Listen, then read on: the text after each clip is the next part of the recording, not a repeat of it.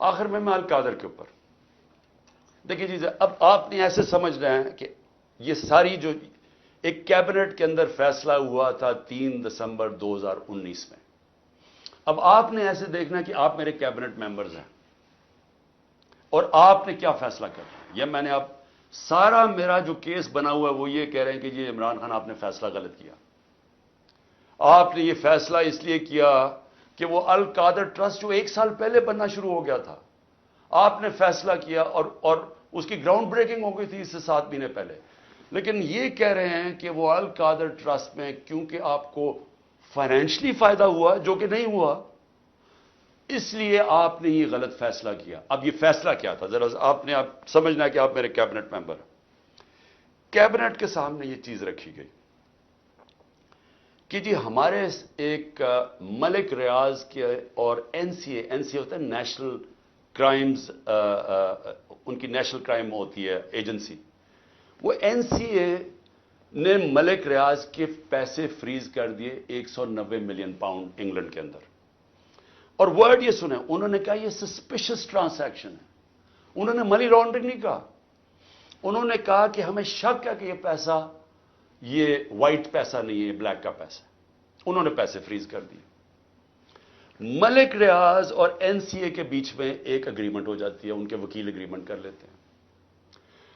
اس agreement کے تحت یہ فیصلہ ہوتا ہے، ملک ریاض کہتا ہے کہ یہ جو 190 ملین پاؤنڈ ہے یہ میں پاکستان میں جو میں نے سپریم کورٹ کو وعدہ کیا تھا، جو میرے اوپر جرمانہ لگا تھا، میں یہ اس اکاؤنٹ میں ڈالنا چاہتا ہوں سپریم کورٹ کے. ہماری کیبنٹ کے سامنے اب یہ آتا ہے کہ آپ کے پاس 2 چوائسز ہیں. اگر آپ اس کو یہ اگریمنٹ کو کانفیڈینشل رکھیں گے، یعنی آپ کیبنٹ کے اندر کھولیں گے نہیں، کیونکہ انہوں کا یہ تھا کہ جب کیبنٹ میں اگریمنٹ کھلے گی تو وہ پبلک ہو جائے گی، کیونکہ کیبنٹ کے منٹس پبلک ہو جاتے ہیں. تو انہوں نے کہا کیونکہ وہ پبلک ہو جائے گی اس لیے ہم اس کو کانفیڈینشل رکھتے ہیں، لیکن اگر عدالت کھولنا چاہے تو وہ کھول سکتی ہے، یا کوئی ایجنسی نیب کوئی کھولنا چاہے کھول سکتی ہے. یہ تھی اگریمنٹ. لیکن اگر آپ یہ نہیں مانتے، اب یہ ذرا غور سے سنیں، اگر آپ اس کو کانفیڈینشل نہیں رکھتے تو آپ کو پاکستان کی گورنمنٹ کو برطانیہ کے اندر جا کے کیس کرنا پڑے گا کہ یہ جو 190 ملین پاؤنڈ ہے یہ پاکستان سے منی لانڈرنگ ہو کے گیا ہے، اور آپ کو ثابت کرنا پڑے گا کہ یہ پاکستان سے منی لانڈرنگ ہوئی ہے. اب سمجھ گئے؟ اب اگر آپ یہ کیس ہار گئے تو یہ پیسہ انگلینڈ میں رہ جائے گا، یہ آپ کا 190 ملین پاؤنڈ چلا جائے گا، یہ انگلینڈ میں رہ جائے گا. تو اگر آپ کو کیس جیت جاتے ہیں تو پھر وہ پاکستان میں آئے گا، اور وہ دوسری مد میں آئے گا. وہ آئے گا اس مد کے اندر کہ یہ جو سپریم کورٹ کی جو اکاؤنٹ ہے اس میں نہیں جائے گا، گورنمنٹ آف پاکستان کو آ جائے گا منی لانڈرنگ کا. اب کیبنٹ کے اندر ڈسکشن کیا ہوتی ہے؟ ہمیں بتایا جاتا ہے کہ $100 ملین پاکستان لٹیگیشن میں، یعنی ہم وکیلوں کو دے بیٹھے ہیں اور پیسہ ڈوب چکا ہے $100 ملین، اور کچھ نہیں ہمیں ملا واپس. ہمیں لیگل ایکشن سے آج تک ایک آنا نہیں ملا. اور انہوں نے کہا یہ 5-6 سال لٹیگیشن چلے گی، اور کوئی گارنٹی نہیں ہے کہ آپ ثابت کر سکیں گے کہ جی منی لانڈرنگ کا پیسہ ہے. اور اگر آپ نے ثابت نہ کیا تو یہ پیسہ انگلینڈ چلا گیا. اب یہ تھا کیبنٹ نے کیا فیصلہ کیا. آپ کیا فیصلہ کریں گے کہ کیا مجھے 190 ملین پاؤنڈ مل رہا ہے وہ پاکستان آ جائے اسی وقت؟ ہمیں بڑی ڈالرز کی ضرورت تھی، ہمیں ہمیشہ ہوتی ہے، آج بھی ہمیں ڈالرز کی ضرورت ہے، اور کبھی اتنا پیسہ پاکستان نہیں آیا. کیا ہم اس پیسے کو فوری طور پہ لے آئیں اور سٹیٹمنٹ میں کر دیں، یا پھر ہم قانونی کارروائی میں پڑیں جو کہ 5-6 سال چلے گی اور پتہ نہیں پیسہ آئے گا نہیں؟ مجھے ایک آدمی بتا دیں کہ جو اس سے اختلاف کرے گا کہ وہ پیسہ پاکستان لے آؤ. میں یہ پوچھنا چاہتا ہوں کہ کون سا احمق ہوگا جو پتا ہوگا کہ آپ نے کیس بھی نہیں، یعنی کون سا یہ جوا کھیلے گا اور 5-6 سال انتظار کرو اور ہو سکتا ہے پیسہ ہی نہ آئے. تو ساری کیبنٹ نے فیصلہ کیا کہ جناب ٹھیک ہے، کانفیڈینشیل اگریمنٹ ہم مان لیتے ہیں، پیسہ پاکستان آ جاؤ. پیسہ پاکستان آ گیا، اسٹیٹ بینک کے اندر ڈپازٹ ہو گیا، سپریم کورٹ کے اندر وہ پیسہ ڈپازٹ ہو گیا 190 ملین پاؤنڈ. اب اگلی بات، اب نیب مجھے کہہ رہی ہے کہ آپ نے یہ اس لیے بدنیتی سے کیا کیونکہ آپ نے ملک ریاض نے آپ کے لیے القادر ٹرسٹ جو ہے وہ اس نے جو سارا اس کا سپانسر وہ تھا، تو آپ نے اس کو فائدہ پہنچانے کے لیے کر دیا۔ بھائی سوال بڑا سمپل ہے۔ آج آپ کے پاس 190 ملین پاؤنڈ پڑا ہوا ہے سپریم کورٹ میں، نیب آج کہے کہ یہ غلط مات میں پیسہ آ گیا ہے، آپ جا کے انگلینڈ کے اندر کیس کریں اور ثابت کر دیں کہ منی لانڈرنگ کا پیسہ ہے اور وہ ادھر سے ادھر چلا جائے گا۔ یعنی آپ کو کون روک رہا ہے اس چیز میں؟ کیونکہ آپ نے صرف ثابت کرنا ہے کہ منی لانڈرنگ کا پیسہ، جا کے کیس کر کے کر دیں، پیسہ تو پاکستان آ گیا، تو کون چیز کیا آپ کو روک رہی ہے؟ اگر آپ یہ سمجھتے ہیں کہ غلط مات میں چلا گیا تو آپ کے پاس تو اپرچونٹی ہے، نیب تو کیس کر سکتا ہے، کیوں نہیں کیا ابھی تک کیس؟ صرف مجھے ذلیل کرنے کے لیے، اور یہ کہہ رہے ہیں کہ مجھے ذاتی طور پہ فائدہ ہوا۔ اب القادر کیا ہے؟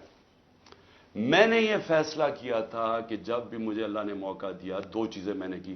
رحمت للعالمین اتھارٹی سیٹ اپ کی کہ میں اپنے بچوں کو سیرت نبی اسکولوں سے شروع کریں، ریسرچ کروائیں، ہمارا کیریکٹر بلڈنگ شروع ہو، ہماری اخلاقیات بالکل ختم ہو چکی ہے، اس کو ہم اٹھائیں اپنے نبی کی سیرت کے ذریعے۔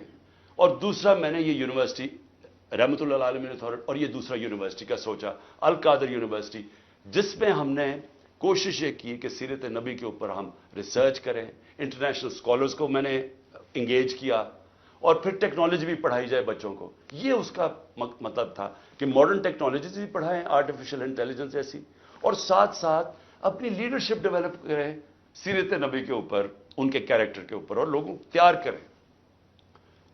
میری جو بیوی بشرا بیگم، ان کے اوپر وارنٹ نکال دیے گئے، کس چیز کے؟ کہ وہ ایک ٹرسٹی ہیں، ان کو میں نے ٹرسٹی رکھا۔ کیوں ٹرسٹی رکھا؟ کیونکہ سیرت نبی میں ان کو انٹرسٹ ہے، انہوں نے بڑی پڑھا ہوا ہے اس چیز کے اوپر، انہوں نے یعنی وہ ان کا شوق ہے کہ یہ سیرت نبی پھیلائی جائے، تو اس کو ٹرسٹی رکھ دیا۔ ٹرسٹی کو لکھا ہوا ہے ڈیڈ میں، نہ ایک آنا مل سکتا ہے، نہ ان کی تنخواہ ہے، نہ کوئی پیسہ مل سکتا ہے، نہ ان کا پراپرٹی میں کچھ ہے، ان کا کوئی تعلق نہیں ہوتا۔ ٹرسٹی کا صرف کام ہوتا ہے کہ جس وجہ سے ٹرسٹ بنا تھا، مثلا شوکت خانم ہے، تو شوکت خانم اگر غریبوں کا 75% مفت علاج ہونا تھا کینسر کا، تو یہ نہ ہو کہ وہ 50% کر دے۔ یعنی اس لیے ہوتا ہے ٹرسٹ، جو پالیسیز ہوتی ہیں وہ، باقی پروفیشنل چلایا جاتا ہے، چاہے وہ القادر ہو، چاہے نمل یونیورسٹی، چاہے شوکت خانم ہو۔ نہ مجھے 1 روپے کا فائدہ آج تک شوکت خانم سے ہوا ہے، نہ نمل یونیورسٹی سے ہوا، اور نہ القادر سے ہوا، کیونکہ القادر ایک پروفیشنل اب وہ چل رہا ہے، وہاں سارے بچوں کو مفت تعلیم مل رہی ہے، جو بھی القادر میں پڑھ رہے ہیں سب کو مفت مل رہی ہے، اور ان کو جس طرح میں نے آپ کو کہا کہ اس کا مقصد کیا۔ یہ کہہ رہے ہیں نیب کہ مجھے ذاتی طور پہ فائدہ ہوا، کدھر؟ اچھا کیونکہ پیسے کا تو کوئی بتا نہیں سکتے، مجھے کیا پیسے کا فائدہ ہوا؟ تو کہہ رہے نہیں سیاسی طور پہ آپ کو فائدہ ہوا، کہ جس طرح القادر سے میری سیاست جم گئی۔ یہ ہے کیس۔ میں صرف آپ کو یہ بتانا چاہتا تھا کہ اتنا پروپیگنڈا ہو رہا ہے، لوگوں کو بتا، 4.5 گھنٹے مجھے نیب میں بٹھایا، اور بار بار یہی پوچھتے رہے کہ جی دیکھیں آپ کو تو اس سے بڑا فائدہ ہوا ہے۔